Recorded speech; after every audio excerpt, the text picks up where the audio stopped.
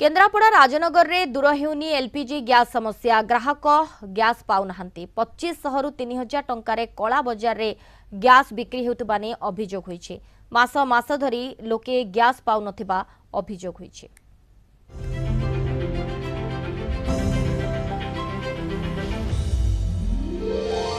केन्द्रापड़ा जिला राजनगर रे उत्कट हेलाणी एलपीजी गैस समस्या। गैस न पाई लोके हंतसंत हेलेणी। मध्यप्राच्य रे युद्ध जोगु सारा देश रे एलपीजी गैस समस्या देखा देइछि। 4 मास हेबो गैस न पाई लोके नाही नथिबा असुविधा भोगुचंते।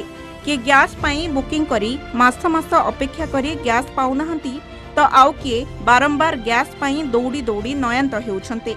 डह डह खरा और गरम रे चुली रे रोसई करूछंते महिला। प्रकृत उपभोक्ता गैस पाउनाहंती। 2500 रु 3000 टंकारे गैस कला बजारी हेउथबा सांघातिक अभियोग आसीछि।